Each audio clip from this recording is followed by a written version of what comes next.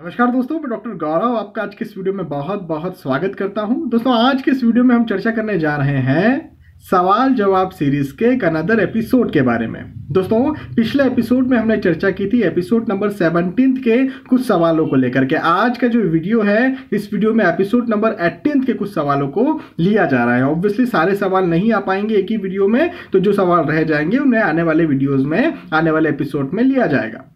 दोस्तों, आप सभी का स्वागत है। आप सभी जो भी ज्योतिषीय प्रश्न मुझसे करना चाहते हैं, इस वीडियो के माध्यम से, इस सवाल जवाब सीरीज के किसी भी वीडियो के माध्यम से मुझसे कर सकते हैं। मैं उसका उस सवाल का जवाब आपको जरूर से दूंगा। केवल एक रिक्वेस्ट आपसे ये है कि आप अपनी पर्सनल बर्थ डिटेल्स ना डालें, पर्सनल कोई क्वेश्चन अपना ना डालें, बल्कि ऐसा कोई क्वेश्चन हो जो कि इस वीडियो को देखने वाले प्रत्येक दर्शक को पसंद आए, समझ में आए। यदि ऐसा कोई क्वेश्चन है तो उसका जवाब आपको जरूर से दिया जाएगा। चलिए, आज का पहला जो प्रश्न है वो ले लेते हैं। ज्योत्सना शर्मा जी मुझसे सवाल करती हैं। ये कहती हैं कि सर, आपने मेरे सवाल का जवाब नहीं दिया।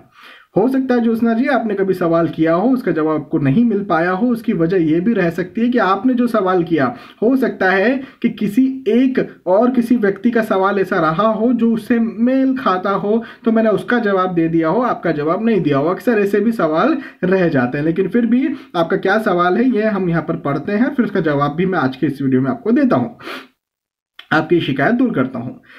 आपने पूछा था कि सिंह लग्न की कुंडली में वक्री शनि सप्तम में और शुक्र प्रथम भाव में होने पर भी क्या शादी लेट होती है? तो ज्योत्सना जी, ऐसा है कि मैं ऑलरेडी ये चीज कई बार बता चुका हूं कि शनिदेव जो है, शनिदेव भी एवं राहुदेव भी, ये दो ग्रह ऐसे हैं जो कि सप्तम भाव में यदि बैठ जाते हैं या सप्तम भाव में किसी तरह से प्रभाव डालते हैं तो वो शादी को लेट करते हैं। अब आप यदि यहाँ पर सिंह लग्न की बात कर रही हैं तो सिंह लग्न की कुंडली में तो शनिदेव अति मारक ग्रह होते हैं। मैं तो वहां पर भी बात कर रहा हूं जहां पर शनिदेव अति योग कारक ग्रह होते हैं। शनिदेव विवाह में डिले करते ही हैं, तो सिंह लग्न की कुंडली में तो करेंगे ही। तो आपके सवाल का जवाब आपको मिल गया, बिल्कुल करते हैं डिले। इसके बाद नीतू जी मुझसे सवाल करते हैं कि लग्न और राशि में कौन ज्यादा महत्वपूर्ण है? राशि का मतलब चंद्र राशि आप कह रही हैं। नीतू जी, ऐसा है कि लग्न भी बहुत ज्यादा महत्वपूर्ण है, राशि भी बहुत ज्यादा महत्वपूर्ण है। आप इसे समझिए, आपका मन, आपकी बुद्धि, आपका माइंड और आपका शरीर। अब इसमें से दोनों में से महत्वपूर्ण कौन सा है आप नहीं चूज कर पाएंगे। वही बात है, आप शरीर को लग्न समझ लीजिए, मन को, बुद्धि को, मानसिकता को, माइंड को आप चंद्र राशि समझ लीजिए। क्योंकि आप जो सोचेंगे, चंद्र राशि का मतलब क्या होता है? चंद्र आपका मन है, तो आप जो सोचेंगे, जो आपकी साइकोलॉजी होगी, वैसा आप करेंगे। लेकिन आपका पेट दर्द हो रहा है, आपके पैर में कोई दिक्कत है, कुछ भी आपको प्रॉब्लम हो रही है शारीरिक तौर पर, इवन कभी कभी आप पॉजिटिव सोचते हैं, उसके बाद भी आपके साथ पॉजिटिव नहीं होता, तो ये सब चीजें लग्न से भी देखी जाती है। तो और लग्न और चंद्र राशि दोनों ही बराबर बराबर की महत्वपूर्ण चीजें हैं। नीतू जी के बाद मुझसे कायक जी सवाल करते हैं कि सर, कुंडली में मंगल योगकारक ग्रह होकर 7th हाउस में शत्रु हाउस में बैठा हो, अच्छा शत्रु राशि में बैठा हो, तो क्या होगा? यह मंगल दोष कहलाएगा या नहीं? देखिए, मंगल दोष जैसी कोई चीज नहीं होती, पहली बात। दूसरी बात कि यदि मंगल देव अति योगकारक ग्रह हैं तो 7वें भाव में भी वो अपने अच्छे ही फल देंगे। एक उदाहरण के तौर पर बताता हूं, प्रभु श्री राम, भगवान श्री राम की कुंडली गूगल कीजिए, उसमें सप्तम भाव पर मंगल बैठे हैं, वो उच्च राशि स्थित मंगल बैठे हुए हैं, अब वो योग कारक मंगल है। तो ऑब्वियसली भगवान श्री राम का जो व्यक्तित्व है वो बहुत ही उज्जवल था, बहुत ही आक्रामक था। जो भी कार्य करना है बिल्कुल पुरुषोत्तम की तरह उन्होंने काम किया, तो बहुत अच्छा रिजल्ट देते हैं यदि मंगल अति योगकारक ग्रह होकर के बैठे हों। लेकिन क्या ये मांगलिक कुंडली कहलाएगी क्या? तो हाँ, बिल्कुल कहलाएगी। मैं मानता हूं भगवान श्री राम का अलगाव, माता सीता से जो अलगाव हुआ वो इसी वजह से हुआ कि वो मांगलिक थे, माता सीता मांगलिक नहीं थी। तो मांगलिक जरूर है, इसका ध्यान आपको तभी रखना है जब आप विवाह करते हैं। उसके अलावा मंगल जो है वो बहुत ही अच्छे फल यहाँ पर देते हैं यदि अति योग कारक हैं, भले ही शत्रु राशि में बैठे हो लेकिन अच्छे ही फल देंगे। कायक जी के बाद तनय जी मुझसे सवाल करते हैं कि नवमांश चार्ट में 10th हाउस में सन एंड वीनस कंजंक्शन डाइवोर्स या सेकंड मैरिज होता है क्या? तो ऐसा नहीं है। शुक्र सार्वजनिक तौर पर हो सकता है कि प्रेम का कारक हो, पत्नी का कारक हो, सार्वजनिक तौर पर हो सकता है, लेकिन इसका ये मतलब कतई नहीं कि सूर्य और शुक्र नवमांश में कहीं 10th हाउस में कहीं आकर के बैठ गए हैं तो वो डाइवोर्स करवाएंगे, ऐसा कुछ भी नहीं होता। ये बहुत ही सामान्य चीज है। अगेन रवि शर्मा जी मुझसे सवाल करते हैं कि शनि के महादशा में सूर्य की अंतर्दशा बहुत कष्टकारी रही मेरे लिए। ठीक है, आप ग्रेट वर्क कर रहे हो। अच्छा, ये सवाल नहीं है, ये मुझसे कुछ कह रहे हैं। आप ग्रेट वर्क कर रहे हो, एक्सपीरियंस भी बताते हो, इसलिए आज के युग में कोई भी एस्ट्रो अपना एक्सपीरियंस नहीं बताते। बहुत बहुत धन्यवाद जी रवि जी, आपका बहुत बहुत धन्यवाद। और मैं एक्सपीरियंस भी बताता हूँ। मेरा ओवरऑल लक्ष्य क्या है? मेरा लक्ष्य कोई यहाँ पर बहुत ज़्यादा व्यूज़ पाने का नहीं। मुझे पता है कि इस तरह के वीडियोज़ यदि मैं बनाऊंगा तो बहुत ज़्यादा व्यूज़ नहीं आते, बहुत ज़्यादा सब्सक्राइबर्स नहीं होंगे, लेकिन मेरा जो यहाँ पर लक्ष्य है वो जागरूकता है, वो आपको अंधविश्वासों से भी निकालना है। और इसी वजह से सवाल जवाब का सीरीज मैंने ओपन किया।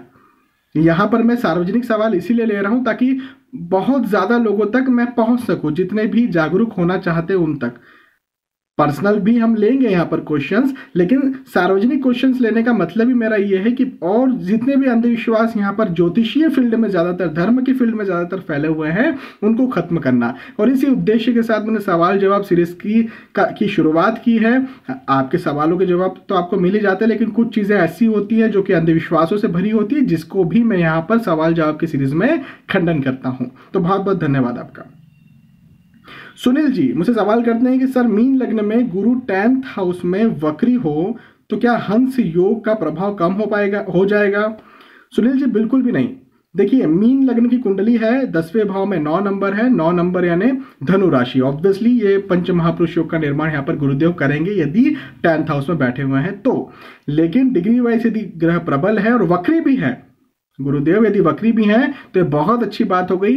हंस जो पंच महापुरुष योग का निर्माण होगा वो बहुत अच्छी तरह से होगा और कोई भी इसके प्रभाव कम नहीं होंगे, क्योंकि ऑलरेडी मैं बता चुका हूं कि वक्री होने का मतलब खराब नहीं है। वक्री होने का मतलब है ज्यादा पावरफुल हो जाना। पावरफुल, यदि कोई ग्रह खराब है कुंडली में, यदि कोई ग्रह कहीं खराब बैठा है तो वो यदि ज्यादा पावरफुल होता है तो चिंता का विषय जरूर है। लेकिन यदि कोई ग्रह अच्छा बैठा है, जैसे आपने बताया हंस पंच महापुरुष योग का निर्माण हो सकता है यहाँ पर, तो ये तो बहुत अच्छी बात है। तो वक्री भी हैं तो भी अच्छे हैं। दीपक जी मुझसे सवाल करते हैं कि सर, कोई ग्रह अस्त या मृत हो तो वो ग्रह अपनी दशा अंतर्दशा में कितना रिजल्ट देगा?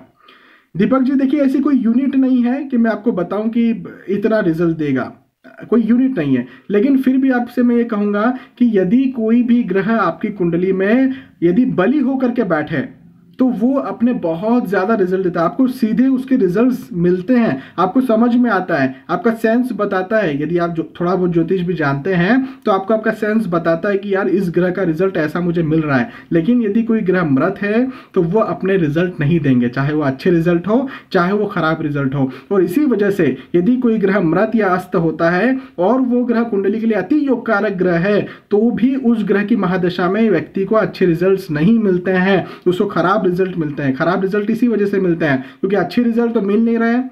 अब क्या है, उसे संघर्ष करना पड़ रहा है और संघर्ष उसे खराब लग रहा है।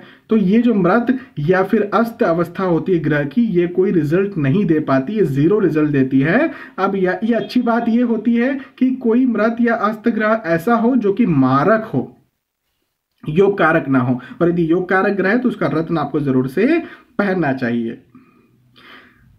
नीतू जी ये मुझे सवाल करते हैं कि अगर लग्न राशि में और राशि में 7.5 चल रही हो तो कौन से ज्यादा प्रभावी होगी? नीतू जी, लग्न राशि पर वैसे 7.5 नहीं चलती। लग्न राशि कुछ और चीज होती है। मुझे लगता है आप थोड़ा सा कंफ्यूज हैं, लेकिन मैं समझा देता हूं। 7.5 जो होता है सामान्य तौर पर 7.5 चंद्र शनि 7.5 को कहा जाता है। चंद्रमा के ऊपर से जब शनिदेव का गोचर होता है तो इसे चंद्र शनि 7.5 कहा जाता है।